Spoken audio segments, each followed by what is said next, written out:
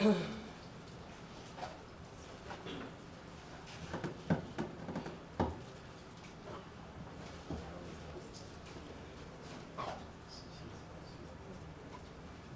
Mike, you're shelved up too. Yeah, I really like that. That's a nice bag. Yeah, I had to go look around quite a bit. So what's Rodney, what's he doing? Is he doing He's anything doing all the like photo tech stuff. He's trying to do like photo prints and merges and all that yeah, kind of stuff. the stuff he did way back. Yeah, and then there's variations of it, you know, that's. Okay. He's only got to work X amount more. He's trying to hit a goal and he's done. I think he's close to the. Good for him. I said, that's what I said too. Good Yeah, blah, blah. good for him. I'm not there yet. No. I am, but you keep going. You know. Like what else are you gonna do? Like, this is what I do for fun, you know, so. Okay. Why not? Well, we will take roll and then we will go right into you. So this will take a couple minutes because I got a lot of students. Alrighty. 1 o'clock. Therese is not here. Diana, not here. Not here. Emma, not here.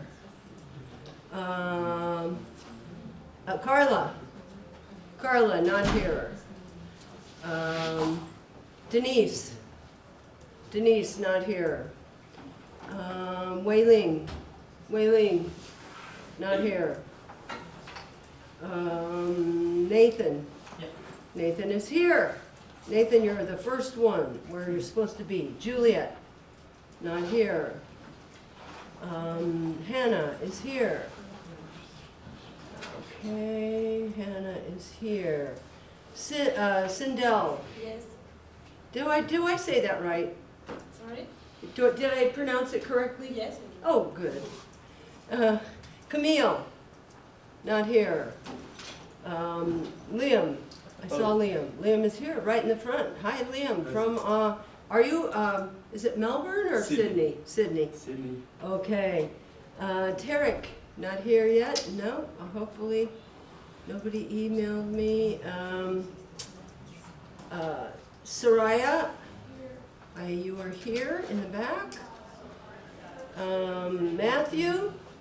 No Matthew. Okay. Raphael? Yes. Raphael is here. Juan, Zixuan.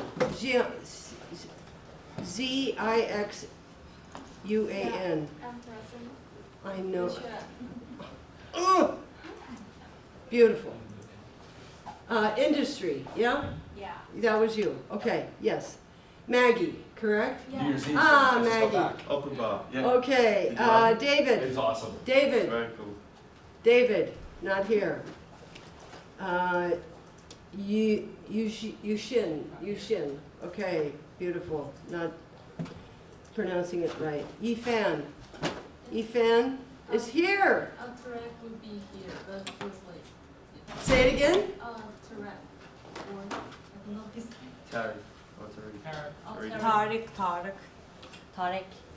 Kartik? Yeah. He's just a little bit late. Running late. Oh, yeah. Okay, that's good. Yeah, people will. I can redo them, but if you're not here, Loic, Tarek is here. We'll get him here. Okay, yes. Loic is here in the back. Elena, not here. Say. Did I say your SEI is it Sai or Say? Say. Good to see you. Greta is here in the front. Greta, there she is. Okay, and Yuna is here next to yes. And we have Katie Yoder. Katie is here in the back. And we have Ace. I think it's Turkish. Eze, not here. Did I not call anybody? Who did I not call? Okay. I was late. My name is Denise. Denise, last name Denise. Seliker. Yes, I should be in the okay. beginning of the Hold on. Denise, what's the last name? Seliker. Oh, here we go. Yes. Denise is here. Okay, while I'm correcting this, Kevin, meet Kevin. Kevin is an old, not old, I'm old. He's a colleague of mine from way back on the social media Which makes us days old. and Yeah. entrepreneur days, etc. Kevin teaches at UC San Diego. He teaches entrepreneurship and marketing. He's called the Idea Guy online. He's really an amazing marketer. He's going to take you guys through some cool stuff. Why don't you finish that up? Hold your hands up again so I can get you, why don't you come up so I can, while he's talking. Yeah, go Kev. Yeah, so how you guys doing today? Okay, you got to put turn yourself on your mic. Oh, yeah, Name. Voice of God. I got you. Emma. Thank you, Emma. Okay. All right, how's that? Okay, Is that okay. right back there? Well, I'm from back east, we usually don't need microphones. Well, you do need a microphone. All right, Name. so I'll use the microphone. when in Mateo. Okay, Mateo, where are you? What's So the while last Kevin's doing yeah, that, H. I'll get started with just on this. Yes, A little very good. context, Okay. right? Okay, I got you. You're in. Juliet. So, Okay, Bev Juliet. and I met years ago when I was working on a book on social media. Because way back in the day, before Yes. business was using social media, people were using social media. Oh, kinda. Right, and there was like, Okay. and I was Okay. like, if I can get all these people to pay attention, I can figure out how to use it for business. Okay, now we're gonna switch places. You're gonna go over there. And now I'm gonna go over here. So, I was writing this book called Satellite Marketing because I figured out a way to use social media pre-business for business. So I was killing it. And a buddy of mine was doing a conference with Bev and said, hey, we're doing this conference called Gravity Summit. You want to come and present your book? You know, do a lecture based on the book. And my buddy Rodney, our mutual friend, he goes, KP, I'll let you come, but you got to promise me you'll publish the book. Right? And I'm like, fine, yeah, I promise I'm gonna do the thing. So, books take forever if you never wrote one. And I finally got the damn thing done. And in the foreword, I recognize, and to Rodney, who's only let me present if I promise to get the book out, here's your damn book. So that's how Bev and I met a while back. A long time ago. A long And time I ago. did publish my book. You guys know that, The Power of Real-Time Social Media Marketing, which you can get on Amazon. Don't buy it if you don't want, but you can look at it out there. Shameless Also, plug. AI. Always be marketing, always be marketing. Okay. So, Well- which leads into my shameless plug for my new book, which isn't available yet, so don't buy it until it comes out. But the things I'm gonna teach you today is based on my book called Amplified. Right? So my sordid past, I got started in marketing because I was a creative kid, and I skated, and I was a DJ, and I figured out how to make money being creative.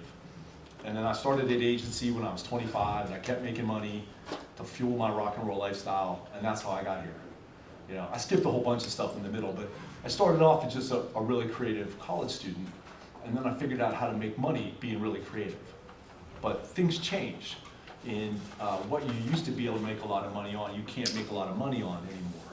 So the latest thing that you can make money on is artificial intelligence, one way or another, right? Because really, AI is change. Right? You call it a bunch of different things, but it's making everybody do something differently than the way they did it before, including branding. So that's what I'm gonna tell you about today. So before you start, at the very beginning of class, we talked about AI. I talked about AI, and I talked about, remember, AI is not smart. LLMs are just basically word matching. It's really sophisticated, and there's a lot of words, but they're not intelligent. And some of you used AI in your responses on homework, and I pointed that out, that it's clearly obvious today. However, AI is part of our world.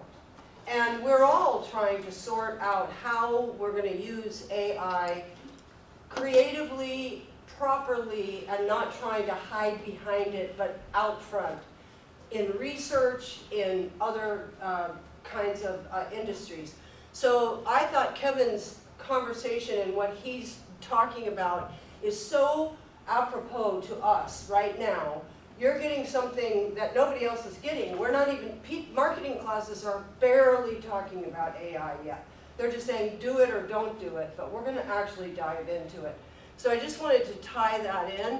And the other thing Kevin's going to do is kind of tie this to some of, he knows that you have a final project, and so kind of thinking about that as you're building into your final project. So I won't say any more. Kevin, go. Oh, I'm sure there'll be something you can add along the way.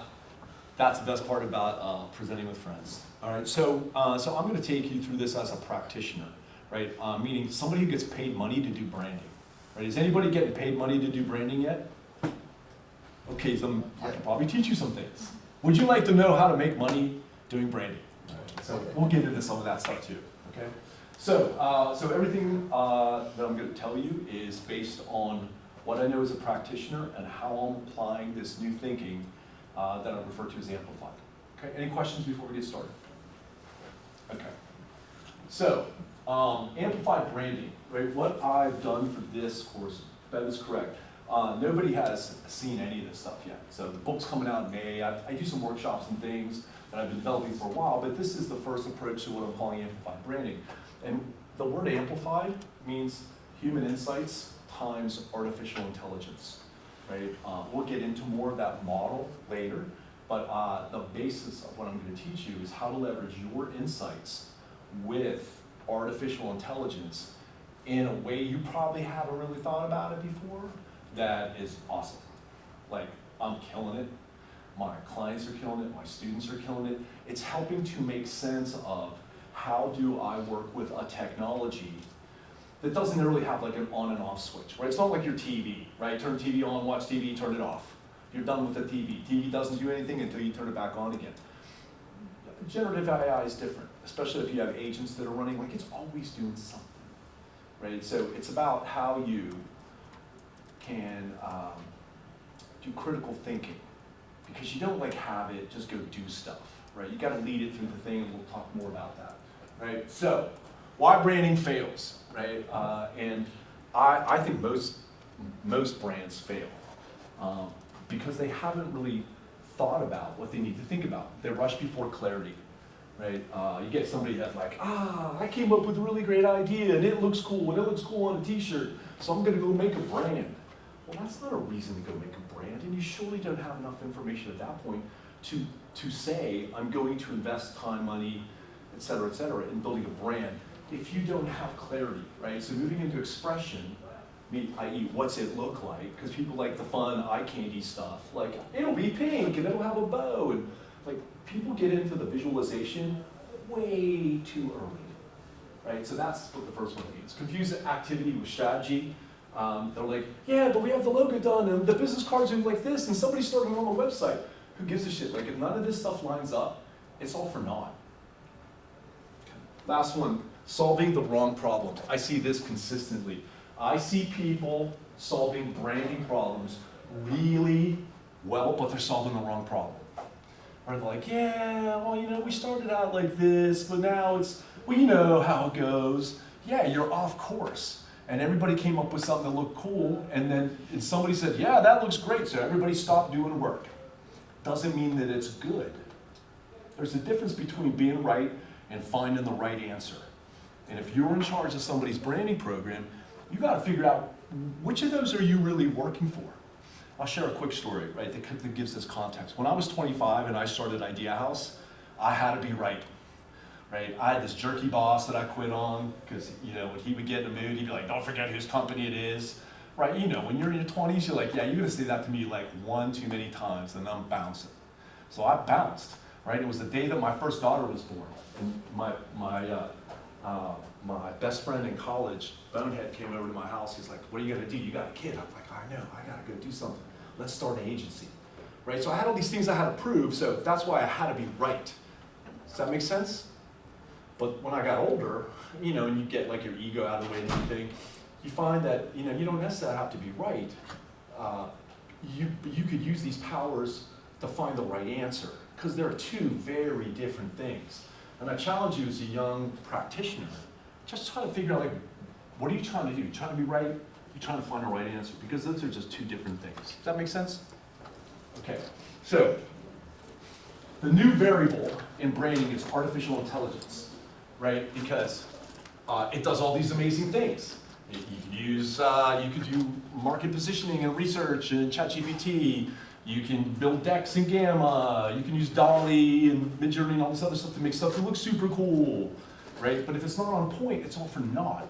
Because everything that you create has to connect with somebody, or it really isn't a brand, right? It's a bunch of logos. Speed without judgment doesn't create advantage. Just because you're like, oh, my boy's really good at making videos for TikTok, who cares? If it doesn't serve a purpose to connect these dots and build a strategy, who cares? Then it's just a cool video, but it's not bringing you closer to your goal of building a brand. So it's not whether or not you're going to use AI. You're going to use AI. Everybody's already using it. How many of you guys are using AI for like everything already? Yeah, well, you're not going to go backwards. Right? Nobody's going to I had that PC, and I'm going to go back to writing stuff on paper. It doesn't go like that. So it's only going forwards. You have to figure out how are you going to use this in a way where AI belongs in your thinking process. It's not doing the work for you. It's never going to do the work for you. You're never going to get anything good having the bots do the work for you. And that's what I want to try to help you address from a branding perspective today. So I'm going to introduce the concept behind amplify. And one of the analogies that I had explained, that's like doing a dance, right? When you start out doing that dance, like you get dragged to a wedding. You ever get dragged to a wedding and the girl's like, come on, you got to do this dance that you didn't know? What are you doing the whole time? You're like looking down at your feet, and you're just trying to get shit right and not look like an idiot in front of people, right? That's what everybody is. But when you get it down, or they put your jam on, then you're like, oh, I know this one. Those two dances are very different, right? And that's the difference in getting started with this and getting really good at it, okay? So to get started, you just got to learn the steps. And here's the steps. H-I-A-I, H-I-A-I. Come on, say it out loud with me. H-I-A-I, H-I-A-I. That alternation is the key. And what you do on those 4 steps is key. So on that first step, the human always starts. You have to give it meaning. Okay? It has to know we're going this way, no, we're going that way, and hey, what are we doing when we're going there? You have to initiate the work. You have to set the direction, right? You set the strategic direction. Hey, working on building a brand, this is what we know, here's the target market, goals and objectives, blah, blah, blah, blah, blah, blah, right? Then you send that to the bot, right? And it expands your perspective. Like, hey, that sounds cool, right? What about this, what about this, what about this? You have these other things you should think about, right? You do something and it comes back with usually more than you gave it, agreed? Okay, so now here's the tricky part. It goes down to the next HI. You have to decide out of that pile of mess, what's appropriate and what isn't. And this is the thing that the bots can't do better than us. Insights, judgment, decision making, right? Hey, I looked at all that data, you know what? That is the most important. We're gonna go over here. So that direction, that second part is critical because humans decides, and that's where commitments come from. Hey, we're gonna go this way, not that way. Okay, if we're going this way, then that changes everything, right? And then AI accelerates us getting there. H-I-A-I, H-I-A-I. And it executes with speed. So we're in this model, this HI times AI model, right? We go first, give it meaning and direction, right? It expands our perspective, our thinking, our knowledge, our access to whatever, our making sense of things. We look at what it gives us. We make the judgment calls. We're the strategists. Hey, based on everything, this is where I think we're going to go. And it helps us get there faster. Does the model make sense? Okay. How many people do some kind of version of this already? Yeah, I'm not going to say it's like I found the cure for cancer. Nobody knows this already. But what I'm saying, this is best practices. This is how I, for the last 3 years, have been using generative AI. I've been teaching this workflow. And, like my multiplier, like it gives you superpowers. Like, and I always joke, it's not Superman superpowers, like where you gotta be from Krypton and have a red sun. No, it's like Batman superpowers. Like rich dude, nice car, big house, cool comp, right? And he knows how to use it really well, right? So that's how I kind of analogize it. And I'll tell personally, like my development time, stuff that takes me this long, I'm down here and it's better than it is. Save time, save money, better, faster, cheaper. all the awesome stuff, but it's because I've learned how to utilize that tool, and I'm not using it like Google, and I'm not expecting it to know everything and do everything because I'm too lazy to give a shit about that output. Remember, any of this stuff that comes out, whether it's for school, whether it's for professional, at the end of the day, it kicks out whatever. You put it on a sheet of paper in a deck and you put your name on it. You put your company logo on it. You're signing off on it. It's your work. So plagiarize if you want to plagiarize. Everybody finds out eventually that you rip somebody else's stuff off, right? Or learn like an ethical, good way to use the tool to make you have superpowers. Or take the cheap, shitty way and everybody knows you don't know how to do it because it shows up eventually. That's the path that you have, right? And I'm here to show you this works, right? But you got to get good at it. At first, you're going to be clunky like you're learning the steps. At some point, it's like Cupid Shuffle came on and you have 4 drinks and you're going, right? So that's what I'm going to teach you. Properties times amplified. Now, Properties is a branding program that I developed, quite honestly, almost 30 years ago. We are old. And the reason that I developed it 30 years ago, because my dad, who was a professor of marketing and management, always told me, you never have it until you write it down. So anytime that I learned something as a young entrepreneur starting the creative, I wrote it down. I read a bunch of books, made a plan, and then I go over it and I got it dialed in. And as a creative, a bunch of my buddies would kind of tease me like, what's up with the creative with the plan? And I'm like, man, creative with a plan, you can't stop me because I know this comes first, this comes second, this goes third. And I can go off and out on my little tangents, but I always remember all the stuff I'm supposed to do. And that's why we did better branding work than a lot of people do. Okay? So that's what Properties is. Now, today, AI amplifies how decisions in properties are made. And I'm going to show you a couple of those decisions around 3 of the stages in my process. Right? Planning, research, and development. Right? And this is kind of that front end of most branding programs. You got planning, right, where you have to get some kind of clarity before direction, right? You're building a brand. Like I got a buddy that I went to college with. You know, he hit me up on LinkedIn. It's like, you know, we're catching up. He's like, I'm like, what are you up to? He goes, I'm going to start a new company. I said, really? What's your new company do? He goes, you know, executive recruitment, talent acquisition. You know, advisory group. I'm like, what are you going to call it? And he goes, and his name's Bill Mussman. He's like, Mussman Advisory Group. I'm like, no, you're not. I'm not letting you. Like, that's just like such like a 1970s, early 80s approach. And then someone will get like MAG is a bad acronym. And it just, you know, I could project that like not going to serve my buddy. Fast forward, we did some planning. We got clarity before our direction. We did some research into his market and the things that might make him different. And because he's a solopreneur, like what could I tie to what for him? And he and I used to play basketball, and he still plays basketball, and he refs and he coaches. So we came up with this concept about basketball, and then the development that we came through did all of the strategy on why calling it the Sixth Man Human Capital Group was a smarter thing than calling it the Mussman Advisory Group. And then we got into the visualization and all the cool stuff. So if you want to see what it looks like, it's on LinkedIn, Sixth Man Group, S-I-X-T-H. So you spell out Sixth Man. And you can see some of the results out of stuff. So planning, research, and development. Each phase follows the same 4-step rhythm. HIAI, HIAI. Okay? So we're going to go through this a little bit, and we'll talk through some of this. And where you have questions, raise your hand and get an answer. Okay? I don't mind starting the conversation, but after a while I'll get bored being up or by myself. You know? So everybody starts out with planning. Everybody plans, right? Planning is often treated as scope, schedules, budgets, deliverables, all that kind of stuff that enables a company to usually work with either an outside resource or even their own internal team. You gotta have a plan. There's a lot of moving parts, right? But it's the moment where organized and decides what kind of problem are we actually trying to solve.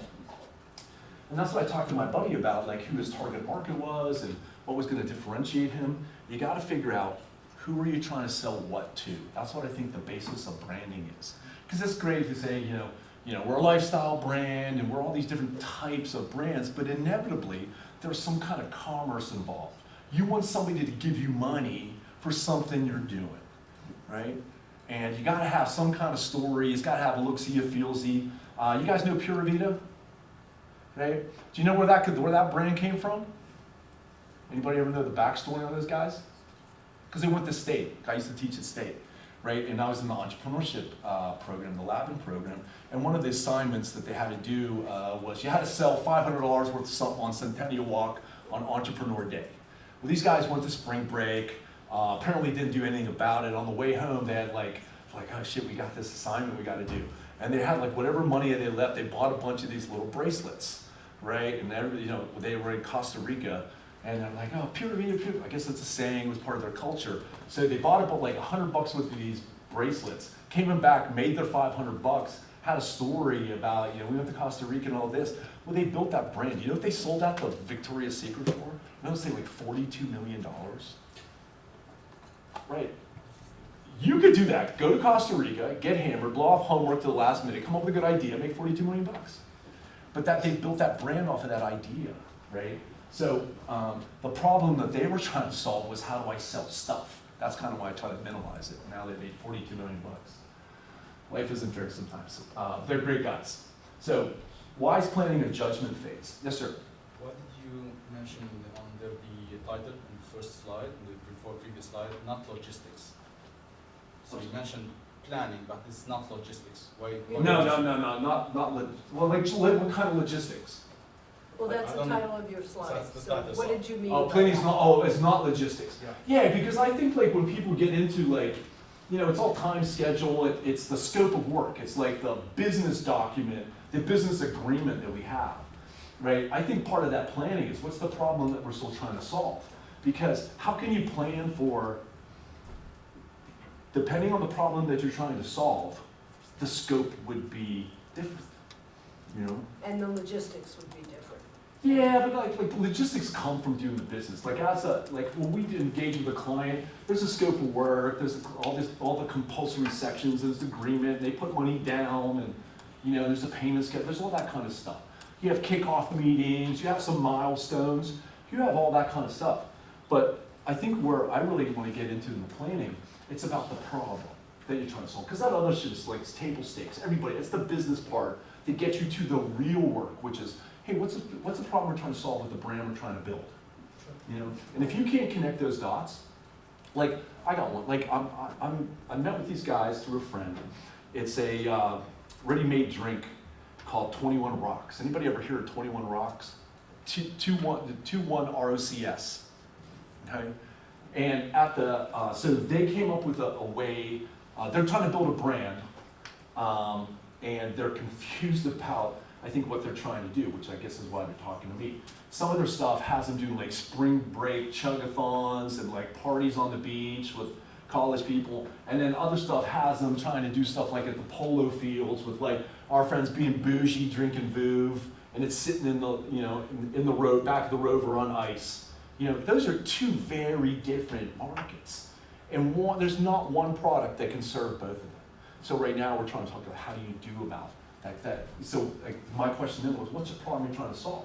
Because if your problem is, how do I market to both of these markets? I don't know if I want that problem. That's hard. If it's which one of these markets makes more sense and how do we strategically attack that as a brand, then that's something that I think we want to do. So like the logistics is table stakes, anybody can do that, but to really focus on that problem, that's where I know somebody knows, I think, what they're doing. Okay, thank you for asking. So why planning is a judgment phase, right? Accurate problem diagnosis determines everything downstream, right? Is it a coherence problem? Like people don't get what 21 Rocks means. They always thought ROCS meant something, like it was the acronym. It doesn't. It made me think of Crocs. I'm thinking like Crocs and some booze thing has a special promo or something, because you never hear of Rocks. And it wasn't ROCKS, right? Is it a credibility problem? Is it a growth problem? Is it a trust problem? Because all these are different types of problems, right? And once you know the type of problem, then you can figure out what the solution is, right? Is it a simple problem? Is it a complex problem? Is it adaptive, meaning you have to change behavior, or is it technical? I got to figure out how something works. Is it ill-defined? Is it well-defined, right? If you know the type of problem, then you know the type of solution, right? It's kind of like, if I got a headache, or I have an open wound, those are two very different problems. So if I have an open wound and you show up with some Motrin, that's a horrible solution for the problem. It's ill-fitted, that kind of thing. Okay? So depending on the type of problem that you have, is the different types of thinking that you want to apply this. And I use chat to help identify, because like I could tell, like I think I know what the problem is, but I'm always kind of surprised. And when I include chat as my thinking partner and say, hey, what I think it's these problems for these reasons, what do you think? And almost always I'll get a really interesting perspective that I just hadn't thought about. And that's why I consider Gen AI to be a thinking partner, because I'm doing it with it. It's not doing it for me, you know? So, planning through amplify, right? You have to frame the real challenge. What's leadership believe the problem is? What's assumed but unspoken? What's truly at risk if this goes wrong?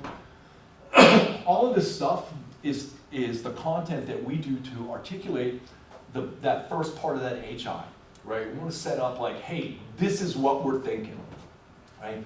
And the more information you can provide your team and your thinking partners, Gen AI, the better that you're prepared. How many people are using like ChatGPT, OpenAI's ChatGPT, right? How many people are using projects inside it?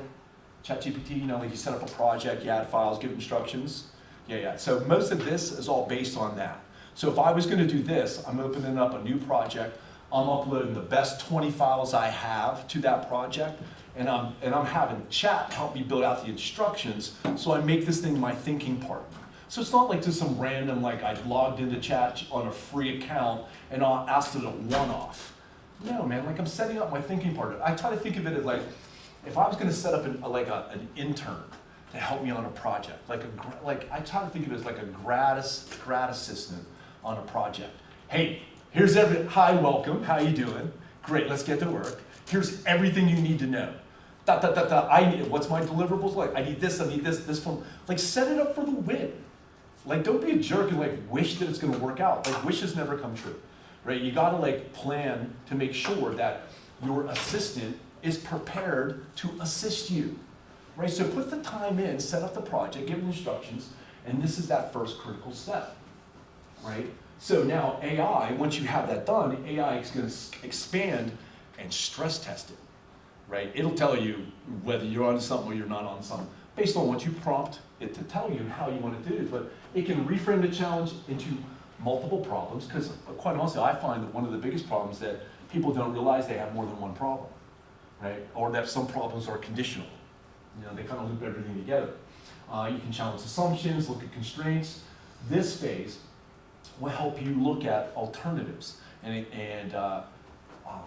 things that I might have overlooked, you know, and that from that one to two, from that HI to AI, when I'm sending all that information, when I'm kicking that prompt off, I have some base rules for a prompt that I always use, okay? And it's more than you think you're gonna probably use, but I'm gonna tell you that's probably why mine is working so well. One, you always give it the role that you want to do. Hey, act as a branding expert, check out all my files. So the first one is you always give it a role, right? And then give it an assignment, right? What I need you to do is this, I go through this file, do this other thing, calculate, don't forget, carry the 6, and when you're done, you know, like, tell it what you want it to do. It could be whatever. And then I say, the output should look like the following, right? Let it know what you want. I need a deck, I need an outline, I need something, a blog post, an article, under 5,000 words, 3 images, I need APA, like whatever it is, but define it, right? And then the last thing that I give it is I ask it a question. Do you have any questions before you generate a response? Because sometimes you didn't do a good job in telling everything, and sometimes it's thinking about stuff you didn't think about yet, and sometimes it says, yes, I have questions. So you answer those questions just like you would try to set up a good assistant, right? And you say, number 1, it says, and it might have 7 questions, so good, be a good sport. Number 1, here's the answer to that question. Number 2, here's the thorough answer to this question. Number 3, here's the thorough answer to this question. And then it said, do you have any other questions? No, I'm ready to go. Bam. Now it's going to go start doing its thing. So that's how I'm setting up a project. That's how I'm initiating the work to go from the first HI to the first AI, right? That make sense? Okay. So we will ask questions to AI. Yes. Okay, okay. Yeah. It's very good point of view. Yeah. I haven't think about that. Yeah. I was just angry with her. Yeah. Yeah. That's I started talking to mine, like I'm writing a book. At one point I had this moment, I'm like, I said, we're doing the thing we're writing about. He goes, yeah, I was just thinking about that too. And I'm like, it's just a machine, it's just a machine. Yeah. Okay. Yeah. I feel they know me, the robot world knows me. I'm a fighter. I'm always angry, but I'm not because I'm not asking this. Okay. Yeah. No, you don't ask, you don't get. I know that to be true. So now, human insight decides what deserves commitment. So on this next loop now, it's going to kick out, and then it's going to say, hey, here's all this stuff, and you go like, ooh, that's a lot of stuff. And I check, did you give me what I asked for? And it usually does. But if I give that great specificity, it's awesome at that. So human chooses the problem definition that would change behavior, not just language. So it's going to come with a bunch of things. And remember, we're trying to build a brand that's going to engage with people, right? That we're going to get them to do something, choose us over choosing somebody else. So you have to think about, what would actually shift how the organization operates, aligns resources towards meaningful change, creates accountability for outcomes. Ask it all these different questions out of all this stuff. You got to pick through and say, hey, I went through everything. What about this? What about this? And you do get a little bit of a back and forth and a back and forth and a back and forth. But you have to make sure that it's giving you what you need so that you can move on to that next step, that acceleration. And again, after you've given it direction and says, this is important, this isn't, I like this, I don't like this, here's where I think we should go, it wants to come back and help you get you where you want, right? Planning ends with shared clarity, not consensus theater, right? And I think this, I'll speak to this, the way that branding and decisions in the past have worked is the person who sells the most wins, or the person who has the highest job title gets their way, because they got a gut feeling about this one, right? This is a whole different way. This is evidence-based, this is knowledge-based, this is intelligence-based, and I even use ChatGPT to help me figure out how to best present it into problematic situations, i.e. a bossy VP of sales, a CEO who won't listen, the information that you generate is information, and then to continue to move it through this process, you have to get people to buy into that over time, right? This is one thing you just say, hey, here's what we figured out. Here's what we want to do. More often than not, there's some politics, there's some business things, and there's different voices in the room that you need to unify. You need to bring everybody along, because when you've done this, and you've been the one that's put all this information together, you know stuff that nobody else in the room knows. Your trick now is how do you bring people along with you so you can get consensus? That people say, hey, that sounds great, let's move forward. Okay? So it's kind of a quick view of how you go through HIAI in those 4 types of steps that get you to where you need to be. Is this kind of making sense? Yes. Yeah, and it's a lot more fun when you play with it. We talked about doing demos, but we only have an hour. So perhaps in the future we'll do a workshop or something on that. So now when you get to research, right? Because planning says, hey, the problem that we think we want to solve is we need to build a brand. I'll give you for instance. So you guys remember brands like, it was Life of Beach, Bad Boy, Spy Optics, Reef. You guys remember those old surf brands? No, I don't know. Anyway, they were awesome back in the day. And I just met with the guy who created all those brands, Mark Simo. And he's got a new brand called Bonesman. And you can check this one out. So it's just search for Bonesman Water. And tell me what this guy sells. Right? So he just built this brand. And I actually had invited him to come up. He wasn't able to come up, but perhaps on a subsequent one. Yeah. But Bev, you probably recall those brands. They were a big deal. Like everybody had like Bad Boys. Oh, and No Fear. No Fear got into like racing. They do a lot of stuff with Red Bull and stuff. That was another one that Mark had created. So these brands were incredibly successful. So what did they sell? Bones water. So Bonesman, what do they sell? They sell water. They'll sell water in cans, for God's sake. How does this make sense as a brand? I'm asking you. This is a little bit of the audience participation here. I have no idea. I don't know, man. Yeah. You guys are branding students. How does it make sense? I bought them Huh? last weekend. I You- bought I bought some too. I bought because I feel like the plastic bottles in the sun, there's a smell. Yeah, inside. it's got a But thing in to the it. can, I don't know. Maybe this is some kind of placebo, but I feel that when I open that, it's fresh. So it's Yeah. it's a preference, and you feel like the actual popping the The can. popping that. And we're going to talk about in a little bit in our textbook. David Ocker, Professor David Ocker talks about sound and jingles and like the T-Mobile sound or the Intel sound. So it's interesting that you say that pop Yeah, for you equals freshness, exactly. right? It equals freshness. So And that's it- fascinating Yeah. how that works. So I just signed up to because we had breakfast with a friend a couple weeks ago, and I saw him just because I'm curious. I'm like, I want to see where he goes with this. But I think the water is, with the membership you get, like you come to events and there's other things. So I'm curious to see this because I'm just not sure where this brand's going. But he had 5 other like killer multi-million-dollar ones. So the guy's, from a brand standpoint, the guy's a legend. He's done it. I just am waiting to see what this one turns into though. It's very good stuff for B2B, I think, because for example, like more high-class hotels Mm-hmm. can use them. Yeah, without bottles.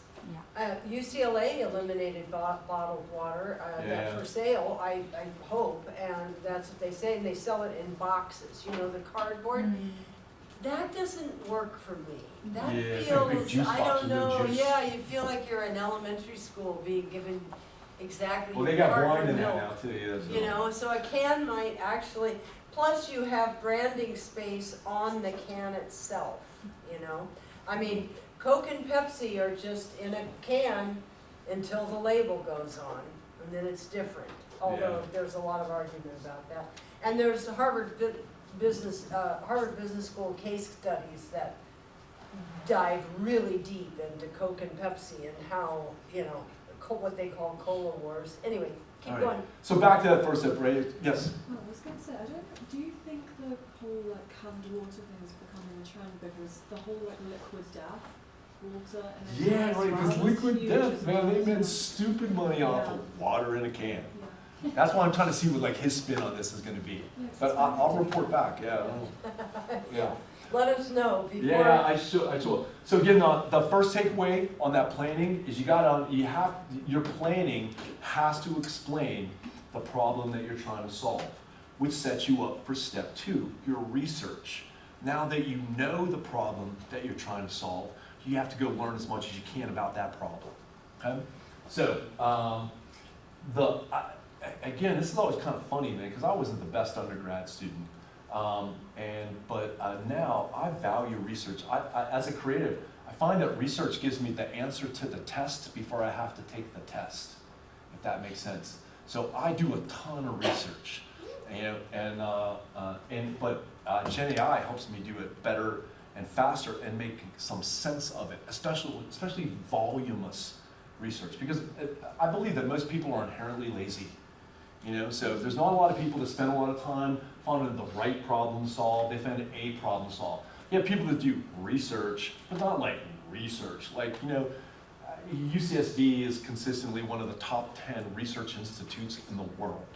I think that's awesome. That gives me more information, data, knowledge to work with, right? So I stress that in my programs, right? So, but I think the challenge isn't necessarily the risk, is a lack of data.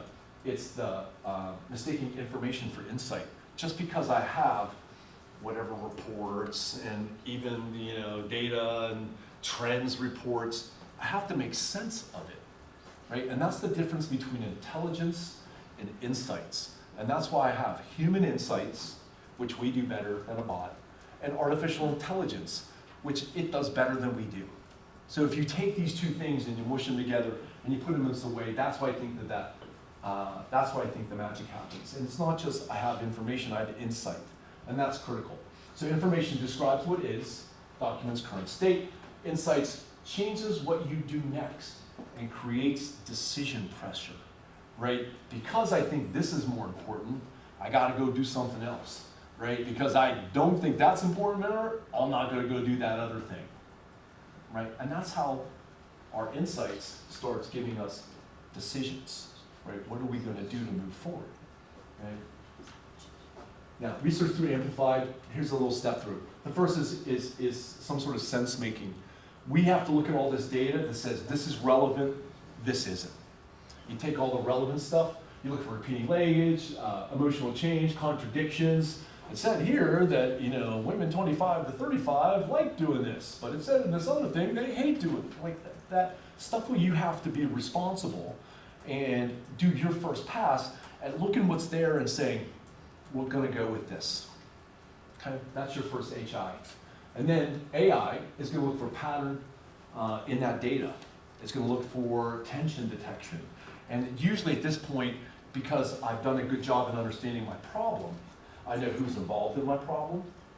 I have some information, probably build out personas around the people involved in my problem. You know, have some historical stuff there, the players are, right? So within that, they can say, wow, you know, if you look at all this research, you're, not only are those personas you were looking at, but there's two you forgot, and here's why they're important. Like stuff like that, it just does a better job at going through that voluminous data, right? Now, you always got to check your work. I've had, I know people talk about hallucination and it made up stuff, and I won't say it necessarily hallucinates, but there's techniques that you can do with each of the different tools that helps them stay more on track. But again, you know, imagine if you had like 2 terabytes of information spinning around your head. Every once in a while, you forget something, right? And that's that same type of thing. It can do stuff way better than you, but it's not perfect. And you're always responsible for the output that it comes out. I want to keep emphasizing that. Right? You can't say, what, but the bot got it wrong. Nobody cares. It's your job title. You put that information out there. You have that ownership on it, right? So what it does, clusters, themes, across large data sets. We've had it like crush some amazing things and was able to learn a lot from it because we knew what to ask it. And this is one of the things, Bev, I think one of the advantages as we joke about being old, right? You have, you know, the joke is about, you know, who's gonna really kill it? And early on they're like, wow, you know, young people are also, you know, they have an opportunity because they have all this generative AI. But you know what you don't have? Knowledge, experience, and wisdom. You could be awesome at like all this other digital shit and, you know, social media and taking pictures and trying to fix your mom's iPhone and all this other stuff. But you don't know what you don't know. Now, you know what old people have? War stories. Been there, done that, know people, right? That stuff is mission critical for success in this stuff. Doesn't mean you can't get there, but understand, like, a lot of people discount old people. I'm telling you, when you got an old person on a team and you're using ChatGPT, they are one of your greatest assets. They know stuff. They've been there. They do things, right? You don't know what to ask it on that early step. Me and Bev could sit down, bam, right? I bet you $1,000 if we had an hour to build a branding program, me and Bev would crush any team you guys wanted to push together. Seriously, you know, it's not like, and it's just something I want to help you understand where things are, where your value is, and perhaps see value in things that a lot of younger students don't ever see, right? So, research through amplified. Human insight means judgment and prioritization, right? This is back now. AI gave you a whole bunch of stuff. You got to say, ooh, that stuff, I'm gonna put that on the front burner. This stuff, I'm gonna put on the back burner. This stuff, I don't even need that anymore, right? You got to go through it and help. You'll figure out which insights matter, which are interesting but are relevant, right? And then which must be ignored. That's all you're doing on this stuff. You got to make heads or tails out of this stuff. And then when you move into the next one, AI is going to have insight articulation. It's like, okay, based on everything I saw, right, this is what we can take away from our research, right? Because you got to get that synthesis from it. You have this voluminous information. It gave you more information than you could possibly use. You picked the good stuff. You gave it direction, right? And now you got to make sense of it because you have to bring everybody else up to speed on it. Okay? So you have 3 outputs: clear insight statements, strategic implications, directional consequences, right? It can help you determine your actions as you move forward, right? Again, that's insight articulation. Hey, you told me these things were important. You told me these things were true that we were moving forward. That means all these other things, right? And that's how there's this relationship. It's the back and the forth. You're always in charge, but it's always ready for that next thing. You know, a lot of times it's nice because, like personally on a lot of my stuff, I have a lot of friends who are very smart and I'd love to collaborate with, but they don't always have time to do it. What am I gonna sit around and wait till all of my friends have enough time to do something? No, man, I'm using it to be my thinking partner now. And that's how I've been able to advance things, right? Research becomes actionable only after human judgment. You have to say, yep, we're going that way, right? You're in charge. You gotta lead this whole thing. Right, so last part for today, development. Development is about commitment, right? So it is not necessarily the creative phase. It's more about brand architecture, naming logic, symbolic intent, system coherence, all the non-eye candy stuff around a brand. You know, the basis of a lookbook, right? Some of the things we would always come up with. We set direction and tone way before you even got to what the logo is going to look like, or the tagline, you know? So this is important because there's strategic decisions without long-term consequences, right? Strategic decisions with long-term consequences. What you do now will not only affect the logo, but the rollout, the launch, the maintenance, the implementation, the promotion, the partnering, all that other stuff downstream. So if you get it wrong here, everything else is going to be wrong as well, right? So there's consequences. Every choice has a consequence.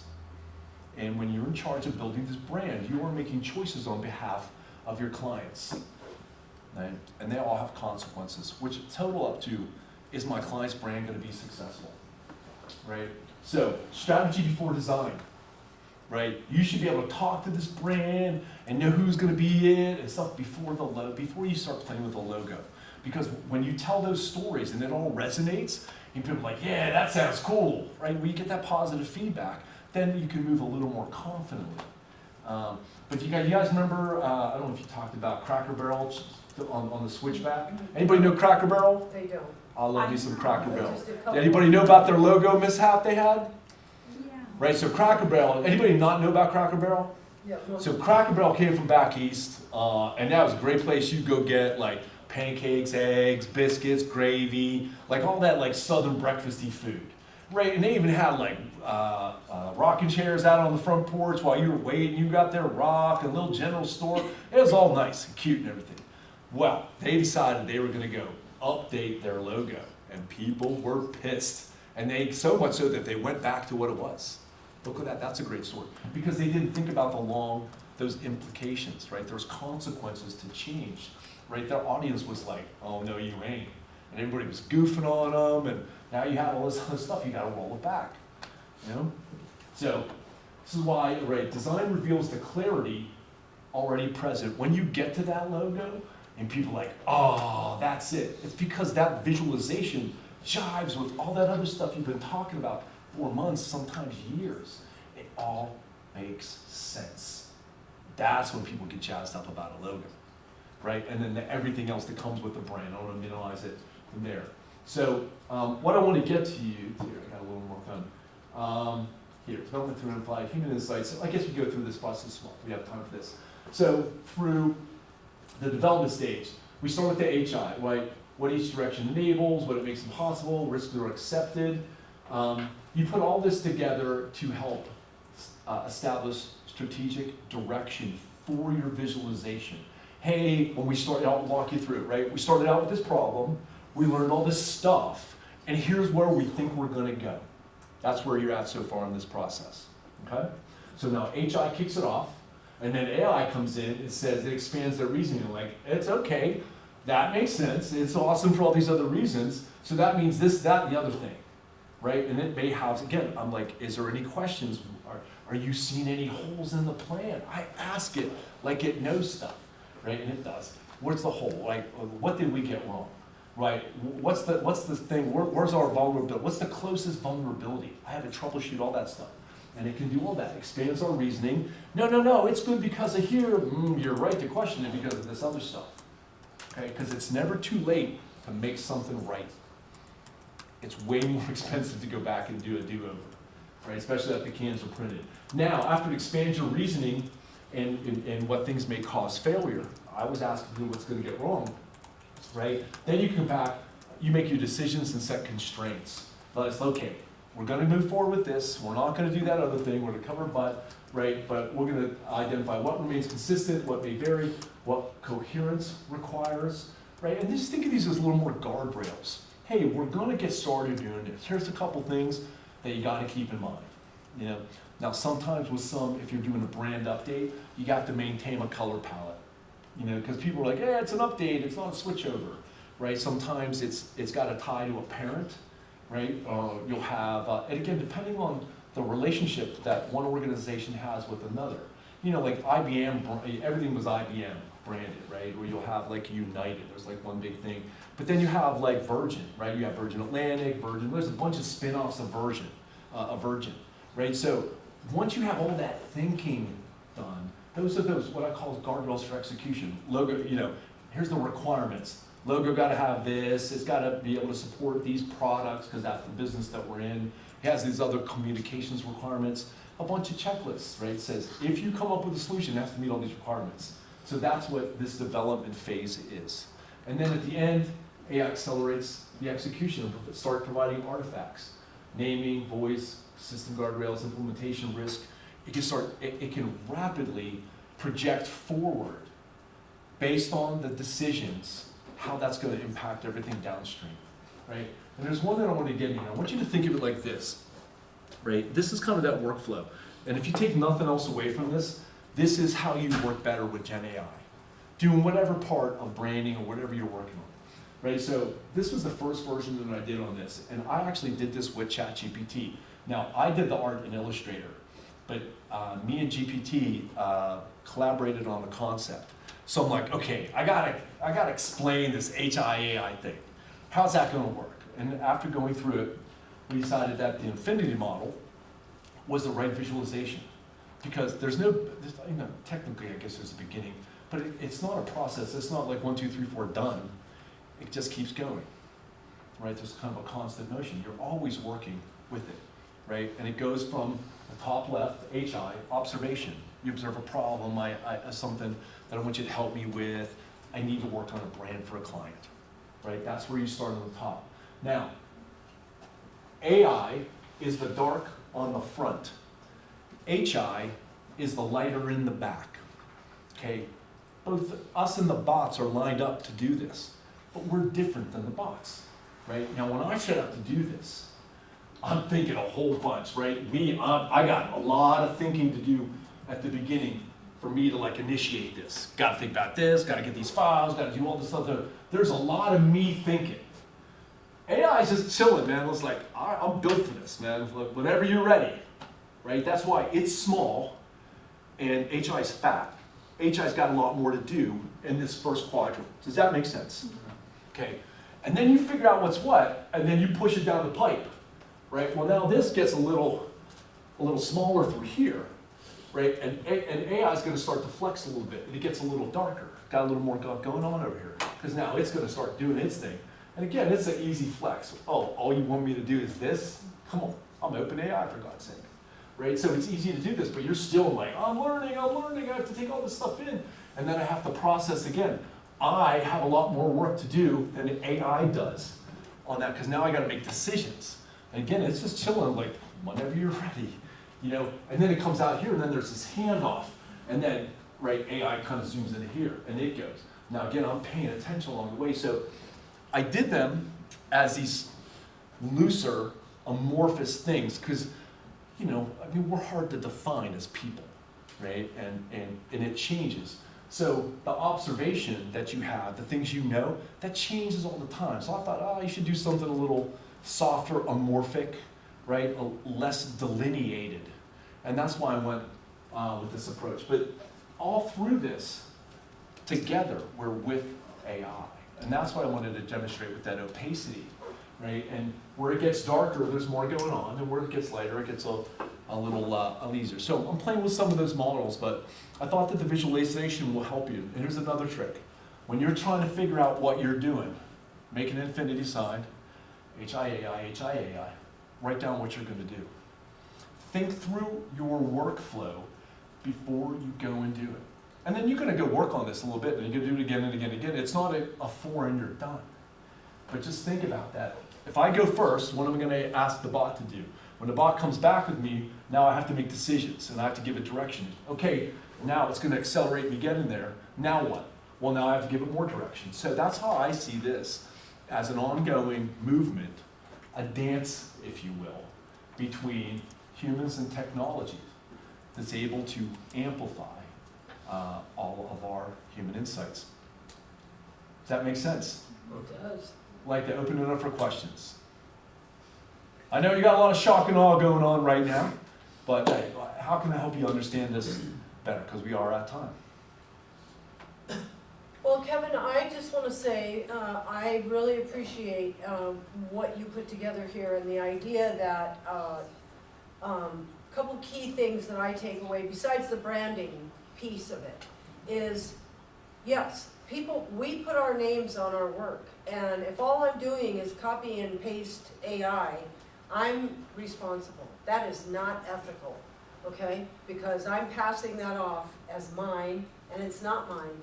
So when we talk openly about here's what I've done, here's what the AI has done, it makes it a much more realistic concept and conversation.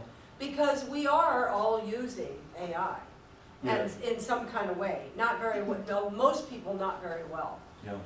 The other side of it is the idea of being ethical or being lazy. You know, that's kind of fits into that. If all you're doing is copy and paste, you are a lazy worker, student, marketer, brander. If you're doing it ethically by owning your part and bringing in AI to supplement, that's a very different story. And I'm glad you articulated that. I think it was done very well.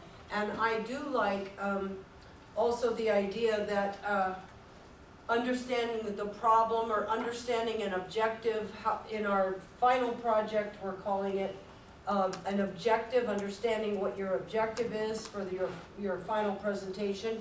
It's very similar, so thank you for spending time on that, because and you used an example of a brand gone wrong. The Gap is also one when they changed their logo a number of years ago. We've talked about that. They spent $80 million for 10 days of a brand that they had to go back to because they did not think through a lot of the things you talked about. What are the consequences down the road? So I think that's where AI can supplement.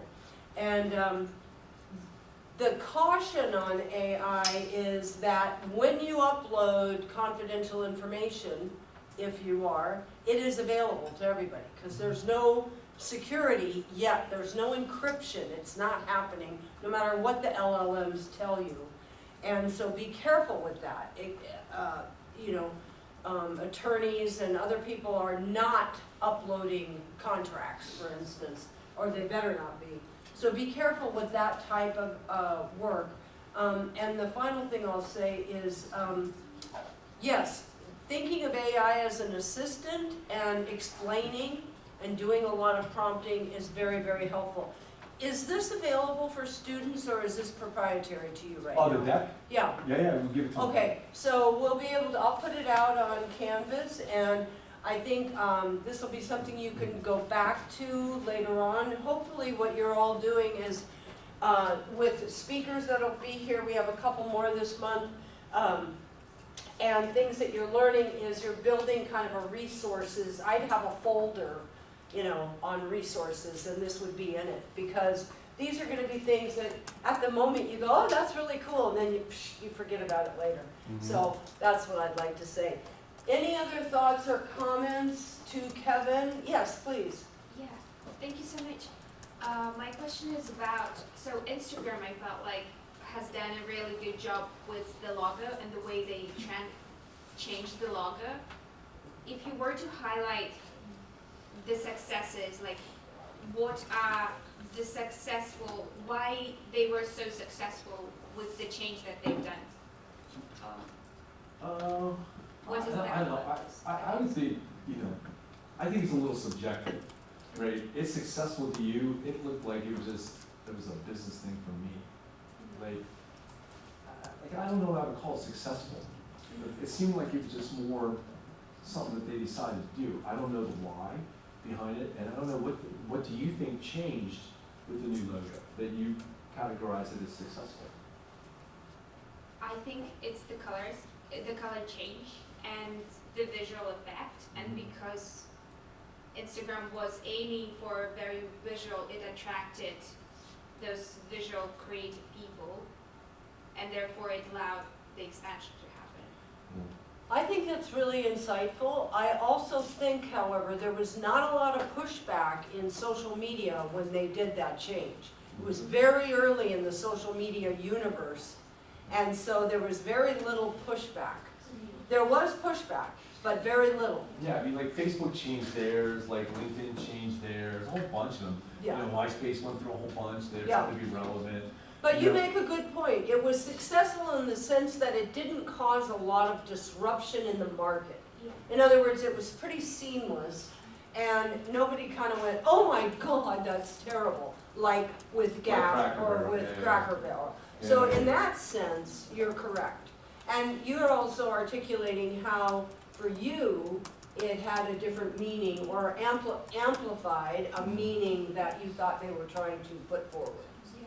So is it also being considerate about timing and looking at, Could be.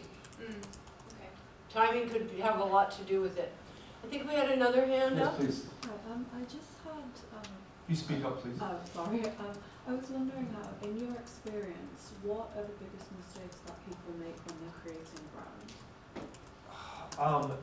Listen, from a company perspective, Why don't you say what her question the biggest is again? mistakes that people make in building a brand, right? And I think I see different mistakes from different people. From companies, I think that they don't take the time and go out and do the work. You get companies, we've been doing it this way for years, and we know our customers, and you know, every time a client told me that they know stuff, almost always I've been able to find out that they really didn't know what they think. And then it's very subjective as well, you know. I'll tell you one story. The two guys in Pittsburgh hit me up. I met them through friends of friends, and they're like, hey, we're in the financial services space, and we want to update our brand. I'm like, that's great, that's what we do. So I go out, he goes, yeah, I set a meeting up with our dad. He founded the company, he's the CEO, and we'll bring you up to speed on the brand. You know? So I go out, and they're doing a presentation, and it's a financial services company in Pittsburgh. They've done quite well. They've been around almost 30 years. Sons are ready to take it over, and they think it needs a little love. And the dad can't understand. Like, I know we're here to talk about the brand, but I don't know why you're here, right? And they do the brand presentation, and this dude's got like this. He got brown type on a tan piece of paper with like some bad art from like cheap business cards, right? And I'm trying to be respectful because this guy is telling me like, I think the brand is strong, and he's the CEO, and you want to tell him what you think. And then the two guys are chuckling. I'm like, what's up? He goes, tell them the story of the logo, Dad. And I guess that they've heard it enough, and they think this is going to be funny, and it really was. So the gentleman proceeds to tell me that he goes, well, you know, when I started the company before the kids were born, we were redecorating our house, and my wife got a brown couch to go with our tan rug, and she thought it looked nice, so I thought, well, I'll just do the same thing with the company colors. So that's how dude got like brown logo on tan paper for finance. Like finance basics are like blue for trust, green for money, like there's compulsories, if you will. Like Ally got a little weird using purple and stuff, but like tan on, like brown on tan, for God's sake. Like that was, so I think that's one of the things that people, companies get into like bad logos for bad reasons, and then they just don't do anything about it. They think it's okay. And I think maybe years gone by, maybe you could get away with having a shitty logo more than you can today. But it's so competitive for business that I think you've got to have a good brand, even just to be a commodity, let alone a premium, right? So that's the mistake I see companies make. People mistake. From a designer standpoint, they start like making stuff look cool as opposed to going and doing the research. You know, making stuff look cool is easy. I've been making shit look cool since I was 9 years old, making stickers from a skateboard, right? But making something that connects with people, that you feel it, and people want to wear like, hey, I want a hat with that, right? Like I told the guy I just did this a logo for Loanworks. I said, listen, man, it goes, no, it looks great. I'm like, no, man, it's not great until you're ready to get a tattoo of it, right? When that's so badass, I want a tattoo. Like, this is my band logo. I did Kingfish, right? And I'm like, I'll get that as a tattoo. That'll look badass, right? That's the kind of filter that I bring as a designer or brand strategist. Does it look cool? Do I think my target market would get a tattoo or wear a shirt, you know, put a hat on, put a sticker on your car? That's stuff that customers do to say, that's my brand. And if they aren't, then you didn't do your planning right. Any last questions? All right, Kevin, I'm you've on been the amazing. link. Huh? You've been amazing. Thank you. So here's what we're gonna do, guys. It's 10 after 2. We're gonna all come forward and take a picture with Kevin. And then we're gonna take our break. We'll come back at 2:30, okay? And then we'll break a few minutes early. You can talk to Kevin one-on-one. Kevin, you'll stay for a couple minutes. But can everybody come up here? And I'm gonna go out there and take a picture. Give me your phone. There you go. And, give me your phone. Okay, everybody, come on up. Seriously. Okay, yeah, you get it ready. Come on up, everybody. We're gonna get a picture with Kevin. Look at this picture. Yay, picture of the idea guy. Now you guys got the tall people in the back. Oh, people back, sure people in front. All of you guys, come on, you all get in the back.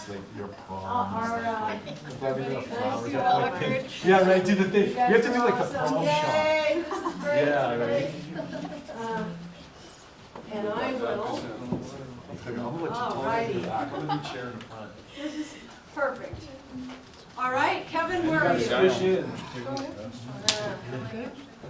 Okay. So unless she's got Can I like the get super everybody most in? widest thing, that's all right. All right, you guys. Yeah, good. Cool. I like how you. All right, Kevin, can you get in the middle? Oh, all right. Okay, you guys ready? Ready? 1, 2, 3. Stay there, Kevin. I'm going to take it on yours now. Switch up. Switch up, yes. 1, 2, 3. All right, awesome. Yay! There you go, thanks guys. Here you Hey, go, so that's Kevin. my stuff. You want to hit me up there or hit me up on LinkedIn? Here you go, Kevin. Now, the last thing I'll tell you, if you need help figuring stuff out, hit me up on LinkedIn, say, hey, I was in Bev's class and you said you'd help me. I'll help you out. Now, let me tell you what, it sounds awesome that I'm such a nice guy. About 5% of you will actually ever do it. I offer this to every class and hardly anybody ever hits me up. So don't tell me you didn't get like a decent grade because I didn't help you on your thing. So if you need help, hit me up. I'll help you out, figure out how to do this, all right? Kevin will give you, what, about a free 20 minutes of a consultation? Yeah, Yeah. right. If you're having fun, I'll stay longer. If you're ill-prepared, it will be shorter. All right, All thanks, guys. right, yay! Okay, guys, we'll come back at 2:30, okay? Thank you, Kevin. Thank you, Beverly. Thank you so much. Thank you. Good deal. All right, and I'll try to get the picture. That's really good. Yeah,